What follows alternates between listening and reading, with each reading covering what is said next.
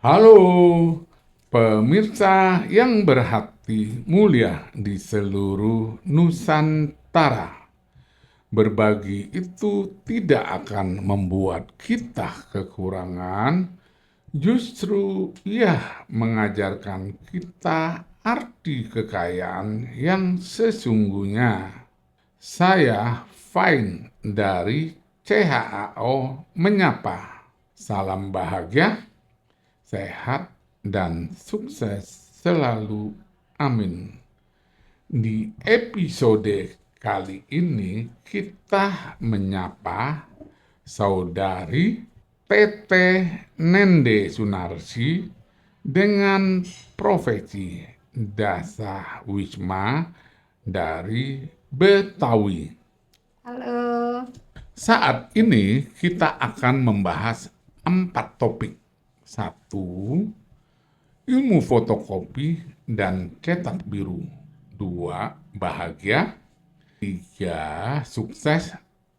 Empat, cerita pengalaman narasumber. Ilmu fotokopi dan cetak biru pikiran sadar. Manusia pada dasarnya memiliki pikiran atau kesadaran sebanyak 3 jenis atau 3 macam, yaitu satu, pikiran sadar. Dua, pikiran intuisi atau pikiran jiwa. Tiga, pikiran roh. Pikiran sadar, ini sadar kita, juga disebut pikiran fisik karena ada tubuh fisik, juga disebut pikiran otak karena ada otak sebagai tempat atau memori menyimpan data atau informasi. Juga disebut pikiran masuk akal karena ada fotokopi akal di dalam memori otak. Juga disebut pikiran masuk logika karena ada fotokopi logika di dalam memori otak. Dan kelimanya ini adalah sama atau sinonim. Pikiran sadar, cara bekerjanya adalah menggunakan 5 atau panca indera sebagai alat fotokopi, yaitu satu, mata untuk melihat. Dua, telinga untuk mendengar. Tiga, hidung untuk mencium. Empat, mulut dan lidah untuk berbicara atau untuk mengecap atau untuk merasa. Dan yang kelima adalah kulit untuk merasa atau meraba. Ya. Nah, apabila seseorang menggunakan pikiran sadar, bisa juga disebut atau dinamakan adalah biorobot atau robot hidup mesin fotokopi. Apakah Teteh Nende setuju disebut robot hidup mesin fotokopi? Ya, setuju artinya sepakat ya, tidak menolak. Nah, setelah selesai fotokopi, fotokopi adalah istilah saya, sebenarnya itu adalah belajar. Belajar itu bahasa bakunya atau bahasa resminya bahasa Indonesia adalah belajar. Setelah fotokopi, lalu dilakukan identifikasi, yaitu diberi nama atau simbol atau label, lalu pilah menjadi 2 kelompok, yaitu kelompok positif, negatif, benar dan salah, baik dan buruk, yang disebut polaritas atau dualitas, dan dicetak biru ya ke dalam memori otak dan jiwa yang disebut dinamakan satu, keyakinan atau kepercayaan. Dua adalah masuk akal atau masuk logika. Tiga adalah iman atau beriman. Empat, pola pikir. Lima, paradigma. Enam adalah mindset. Dan ketujuh adalah karakter.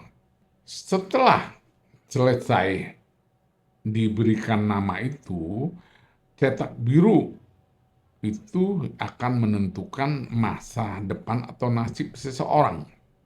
Apabila pikiran sadar mendapatkan informasi atau kata dari siapapun lalu akan di cross check di dalam memori otak apakah ada atau tidak. Nah, apabila tidak, secara otomatis akan ditolak oleh pikiran sadar yang disebut mental block.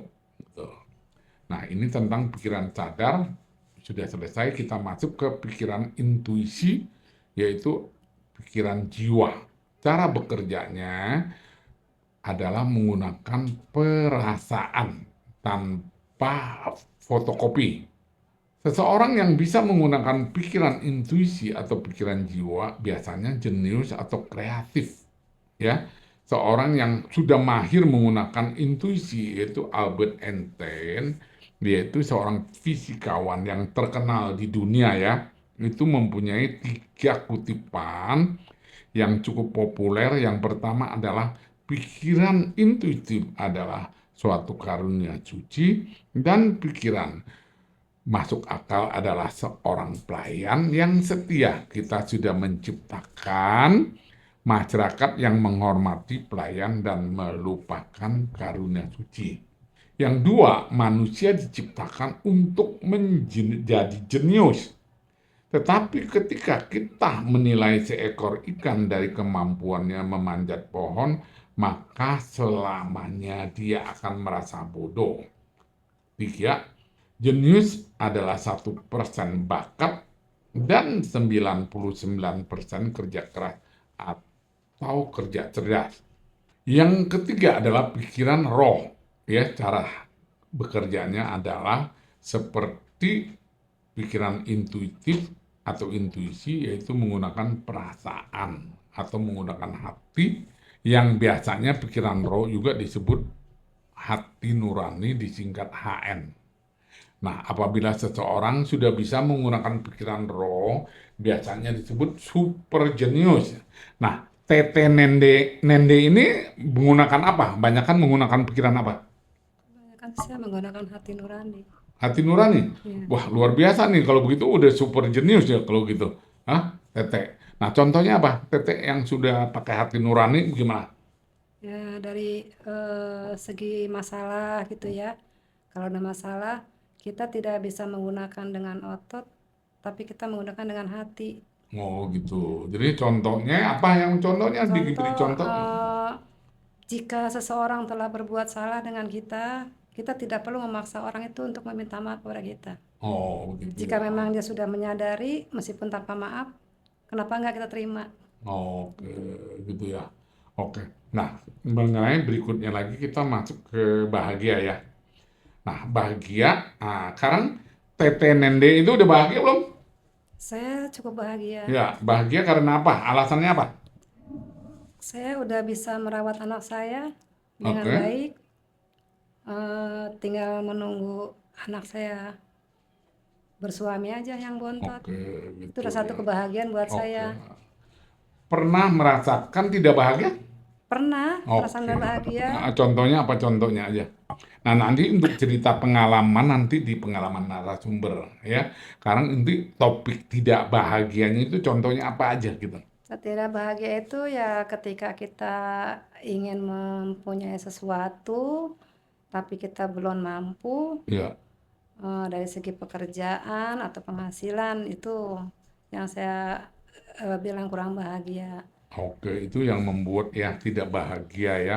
Oke, yang kita masuk ke topik yang ketiga adalah sukses. Tete Nende ini udah sukses belum saat ini? Kalau saya merasa hidup saya sukses saja, Pak. Ya, sukses ya. Nah, pernah masih ada yang belum sukses gitu? Yang belum sukses, saya melihat anak saya berumah tangga aja. Oke, jadi anaknya belum berumah tangga. Belum, Nah, tinggal makanya satu. belum sukses ya.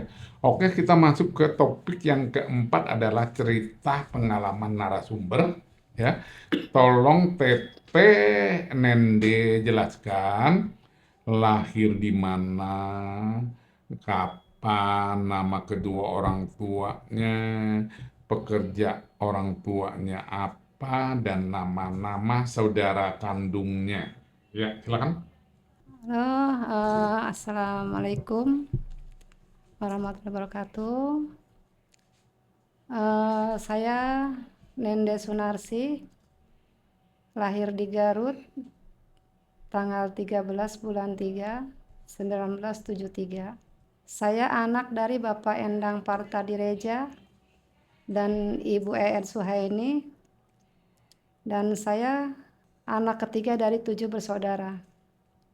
Anak pertama bernama Nani Yuningsi, yang kedua Sarip Hidayat, yang ketiga saya sendiri Nende Sunarsi, yang keempat Ratna Ningsih, yang kelima Dede Sadia, yang keenam Nur Hasanah, dan yang ketujuh Iwan Sukma Setiawan.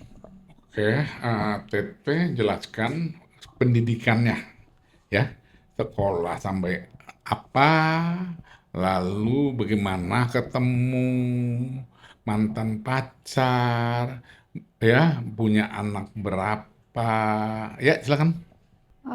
Saya sekolah cuman sampai sekolah SD karena saya punya cita-cita tinggi, tapi orang tua saya tidak mendukung karena keterbatasan ekonomi.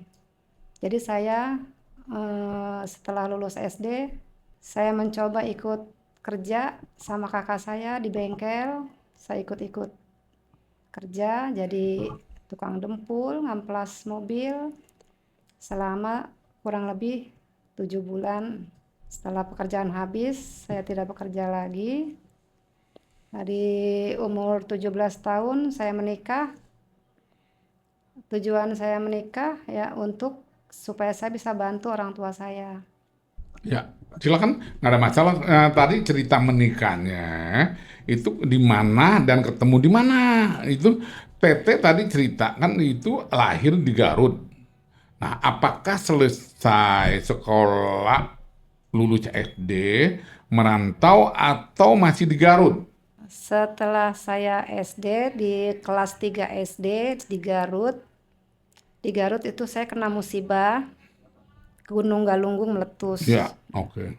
tahun 82. Karena saat itu kan di Garut itu cuacanya tidak bagus. Akhirnya orang tua saya ngungsi ke Jakarta, Oke. yang akhirnya tinggal di Klender Ya. sampai saat ini. Oh. Karena saya pengen sekolah tinggi, saya bilang sama orang tua saya, lanjut sekolah dong Pak gitu. Akhirnya saya lanjut, cuma sebatas sampai kelas 6. Begitu saya mau lanjut ke SMP, saat itu kan bayar Ya. kita anak biaya. Jadi orang tua saya nggak sanggup, karena orang tua saya udah nggak kerja. Akhirnya kan saya ikut-ikut kerja serabutan. Oke. Lalu saya ketemu suami, menikah, dan saya dikaruniai anak. Anak pertama Yana Herdiansa, dan anak kedua Lisna Fauzia, anak yang ketiga Puput Puspita, dan yang keempat Dea Putri Amanda. Alhamdulillah anak-anak saya udah pada menikah, tinggal satu yang kecil ya sekarang usia 23 tahun belum menikah. Itu yang belum Tete bilang merasa belum sukses Ya. karena anak belum menikah ya. Ya, Itu perempuannya. Kalau lihat dari ini anak-anak Tete semuanya perempuan ya. perempuan Pertama 3. yang laki ya. Ya, Ya. ya perempuan 3. Oke. Nah, setelah itu Tete selama menikah itu menjadi ibu rumah tangga atau memang membantu suami usaha apa gitu? Saya ibu rumah tangga di rumah, tidak pernah bekerja. Setelah tahun kesini, 8 tahun ke belakang, saya ditawarkan jadi PKK. Iya, PKK. Akhirnya saya terima dengan pemikiran saya, biar saya ada kegiatan dan ada aktivitas. Dan saya juga ingin tahu Dasawisma itu apa dan cara kerja seperti apa. Akhirnya saya menjalani profesi Dasawisma itu sampai sekarang. Ya, sekarang tolong dong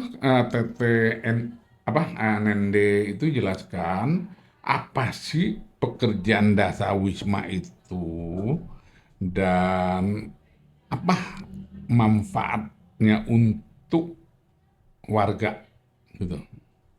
Pekerjaan Dasawisma itu pendataan 10 pintu sampai 20 pintu. Setiap lingkungan dilihat ada beberapa bangunan. Kalau bangunan di per RT itu ada 40 bangunan, berarti kita menggunakan 2 Dasawisma. Jadi satu Dasawisma memegang 20 bangunan. Kegunaannya Dasawisma itu untuk pendataan yang akurat. Jadi pendataan lingkungan dari pintu ke pintu, berapa kakak dalam satu rumah, berapa jiwa dalam satu rumah. Seperti pendataan sensus kependudukan. Gitu. Jadi Dasawisma ini memang sebetulnya sama seperti kita sensus kependudukan. Semua dari kita data nama, alamat, sampai ke penghasilan, sampai ke pemilikan kendaraan, itu semua kita data. Tadi barusan dijelaskan ya mengenai tugas-tugas Dasawisma itu seperti sensus ya. Ya, Sensus dari apa? kependudukan. Yang sensus biasanya sensus kependudukan itu dari lembaga atau dari Dari apa? Dinas Kependudukan Hah? DKI. Oh, Dinas Ya, Kependudukan ya. Apakah itu dengan adanya sekarang namanya elektronik elektronik digital NIK ya KTP KTP. itu apa belum cukup masih perlu Dasawisma itu? Masih, karena sekarang ini kan kebanyakan orang menggunakan data, eh, dia tinggal di wilayah Durensawit, misalnya RT 5 RW 4, tapi ternyata orangnya nggak di sini. Oh, Nah, itu disebut kakak burung. oke. Gitu. Jadi kita tidak bisa mendata orang yang tinggal di luar kota. Dia beralamatkan Jakarta, tapi dia tinggalnya di luar kota. Eh, Kalau dia tidak bikin surat pindah dari Jakarta, nanti NIK dia secara otomatis terblokir. Gitu. Oke. Jadi kalau memang dia di luar kota statusnya pekerja, mungkin itu bisa masih tetap didata di Jakarta, tapi Oh, dengan alasan harus ada keluarga. oke. Gitu. Jadi tujuan Dasawisma itu membantu itu. Iya, Nah, yang sekarang banyak terjadi orang terdaftar di tempat A, tapi berdomisili di tempat B, iya, sehingga datanya tidak real ya, tidak iya, akurat ya. iya, Oke, oke, oke.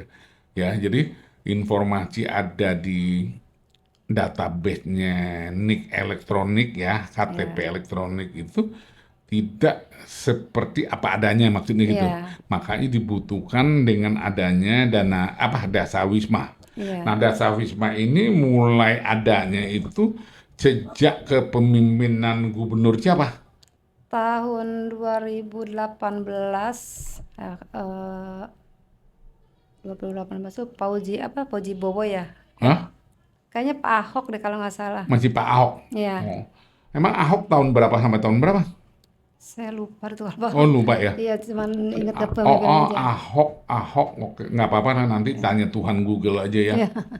Oke, jadi selama pekerjaannya Tete Nende ini sebagai anggota Dasawisma itu sebagai karyawan sukarelawan atau memang karyawan bergaji atau honorer? Sebetulnya sih jatuhnya ke sukarelawan ya Pak ya. Karena Oke, kita cuma dapat OP tuh uang pulpen aja. oke, oke. Sebulan tuh 500.000. Oke, 500.000. Nah, bagaimana cara bekerjanya? Apakah sehari sekali, seminggu sekali, atau sehari berapa jam, atau bagaimana gitu? Cara kerjanya setiap bulan 2 kali. Sebulan 2 kali ya? Sebulan dua kali itu Ya. kita bikin laporan warga yang kita data di RT itu ada berapa jiwa, terus bangunan yang kita data juga ada berapa bangunan, Hmm. kepala keluarganya berapa, terus individunya berapa, plus adakah balita, lansia, dan disabilitasnya juga ada hitungannya. Oke. Jadi kalau misalnya kita pihak kelurahan membutuhkan data, ada berapa di wilayah Klender, lansia, dan balita, itu cukup bertanya ke Dasawisma. Dan Dasawismanya Oke. udah punya pegangan masing-masing gitu. Jadi kita langsung Oh sekian langsung klop. Oke. Nah, Dasar Wisma sendiri punya kantor atau di kelurahan atau di RT atau RW gimana?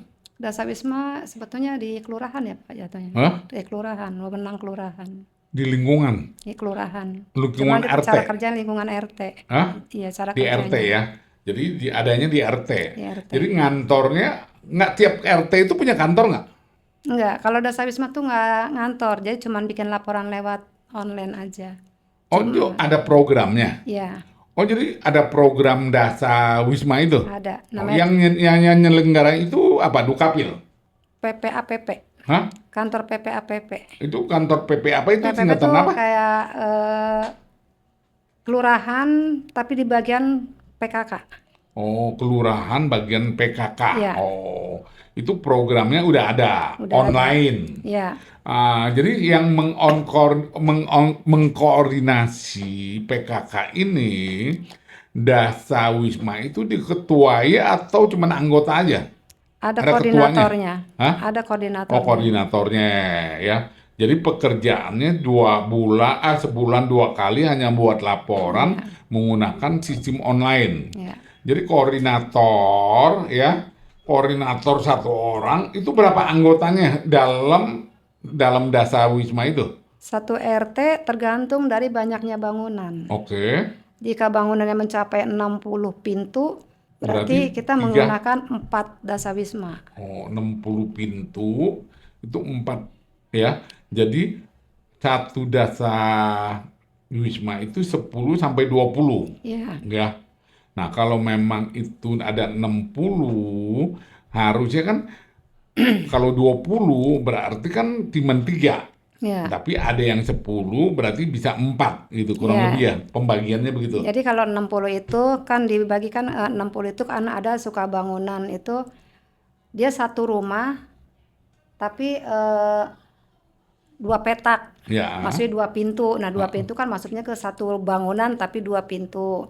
Jadi kita tuh satu Dasar Wisma kalau 60 bangunan ada yang bagian 13 bangunan, 18 atau 13 gitu. Oh, diatur begitu. Iya. Jadi dilihat dari bangunannya aja. Iya. Bangunannya dianggap berapa pintu, dianggap satu bangunan. Ya, satu pintu ada 10 kontrakan misalnya, Iya. tapi di satu atap itu masuk dari kategori satu bangunan. Satu bangunan ya, Satu bangunan. bukan berapa pintunya. Bukan. Oke, jadi sesuai bangunan sesungguhnya. Iya. Kalau dia bikin 20 kontrakan tetap dianggap satu. Iya, kalau Oke. satu bangunan. Oke, di satu bangunan ya. Oke. Nah, sekarang pertanyaan saya adalah anggota Dasar Wisma ini itu berganti-ganti atau memang udah jadi sekali jadi?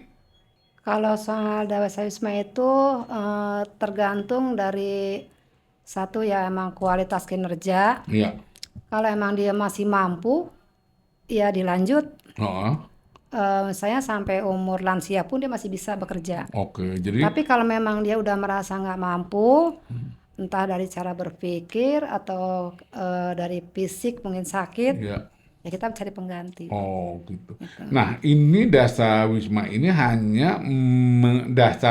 hanya mengatur jumlah warga dan realitas jumlah warga di situ ya. Dia tidak merangkap profesi pekerjaan-pekerjaan yang lain nggak? Misalnya Pontiadu gimana gitu. Posyandu. Ya, misalnya atau nanti pekerjaan-pekerjaan misalnya pemilu ya atau itu enggak gitu. Itu tergantung dari kita sendiri. Kalau misalnya kita kan Dasar Wisma, khusus kan Dasar Wisma itu di RT. Tapi kalau kita mau jadi relawan di Posyandu, ya kita boleh. Oh, boleh Itu juga. terus kayak misalnya kan ada KPPS mau pemilu nih, oh saya mau dong aktif. Ya. Gitu. Aktif kan itu juga bervariasi ya. Kalau kayak KPPS kan masih dapat bayaran. Tapi kalau kayak Posyandu kan enggak. Oh. Jadi jatuhnya kita sukarelawan Oke, gitu. oke, Jadi oke. kalau emang kosong, nggak ada yang bantu ya kita bisa maju gitu. Oh, gitu. Jadi nggak selalu nggak Nggak fokus ke ini. selalu hanya itu aja kan ya. Nggak. Jadi bisa. Nah, kalau begitu bisa dengan membantu yang lain, berarti bisa penambah penghasilan dong. Bisa, Betul ya? bisa. Nah, tapi tidak ada namanya kaku. Udah jadi ini nggak bisa ke tempat lain gitu, nggak bisa bantu, nggak begitu ya. Enggak, Oh. kita Dan harus di situ bebas. apakah ada ke- kartu keanggota identitas Dasar Wisma itu ada nggak? Pakai nggak? Ada, Oh ada ya. ada. Dalam bentuk apa? Badge. Kayak kartu, kan kita juga ada sertifikat juga. Oke, oke. Ada, itu semua juga ATM juga udah berbentuk ke Dasawisma Itu yang keluarin kelurahan. kelurahan. Oh gitu ya. Oke, oke. Baik deh kalau begitu. Nah silakan, tadi kan Tete Nende itu ada langsung bicara ke Dasawarma, Dasawisma. Dasawisma sebagai profesi, dan Ibu apa Tete sekarang udah jelaskan cukup jelas ya. Ah, tapi belum menjelaskan tadi tentang keluarganya loh, inti keluarganya, suaminya, profesinya apa, anaknya 4 itu dari suami satu atau gimana sih? Tolong jelaskan gitu. Anak saya 4 itu dari 4 suami. 4 suami, nggak Ya, salah itu. Hah? enggak. Berarti ibu laris-laris banget nih ya, punya suami sampai 4. Hah? Sebetulnya semua juga kita nggak ingin ya Pak ganti-ganti suami ya. Heeh. Cuman kan karena kita keadaan, Iya, saya juga nggak mau dalam rumah tangga itu ada KDRT. iya, heeh. Jadi saya berprinsip, oh udah nggak beres ya sudah, Heeh. lepas meskipun secinta apapun saya, tapi kalau saya harus tersiksa, saya lebih baik saya mundur gitu. Oh, Di suami pertama saya mundur, punya anak 1. Di suami kedua juga saya mundur karena faktor kekerasan juga. Sampai ke suami yang ketiga, saya pun mundur karena dengan keadaan yang sama, iya. yaitu kekerasan. Sampai saya trauma, Mm-mm. tidak ingin bersuami lagi, udah fokuskan ke ngurus anak aja. Iya, Saya akan usaha pekerja apapun. iya, Tapi memang Allah juga berkata lain, saya harus bersuami lagi. Akhirnya dapatlah saya suami yang keempat. Ya seperti kita ceritakan tadi, iya, bahwa saya sudah trauma dan saya tidak ingin lagi kalau saya menikah, punya anak 1 lagi itu susah lagi. iya, Jadi saya menyarankan kita untuk kumpul kebo saja. iya. Tuh. Itu begitu, iya. Heeh. Supaya kita tidak ada tuntutan dan tidak ada paksaan. Iya, Jika kita suka sama suka ya kita jalanin, tidak suka ya kita bubar, tanpa melibatkan 2 keluarga masing-masing. iya, Tapi suami memang yang terakhir mungkin iya, ingin rumah tangga benar-benar, iya, dia tidak mau mendengar saran saya untuk kumpul kebo. Akhirnya dia iya, mau menikahi saya dengan mengikuti syarat-syarat saya. Dan alhamdulillah sampai sekarang, sampai meninggalnya suami saya di tangan saya 6 tahun yang lalu. iya, Apa ya? iya, Meninggalkan anak yang kecil gitu iya, ya, saat itu masih butuh-butuhnya biaya. iya, Terus dia pergi, tapi ya mungkin memang udah kehendak saya harus seperti ini. Jadi saya berusaha bagaimana caranya anak saya bisa sekolah, bisa berpendidikan, meskipun saya harus memikul sendiri iya. dengan hasil dari Dasawisma. Oh, oke. Tapi saya bersyukur, alhamdulillah dengan uang segitu, saya bisa memberi anak saya ijazah SMK. Ya, oke, Sampai oke. sekarang anak saya udah bekerja, alhamdulillah. Ya, oke, baik, Tete Nende, adanya waktunya sudah habis ya.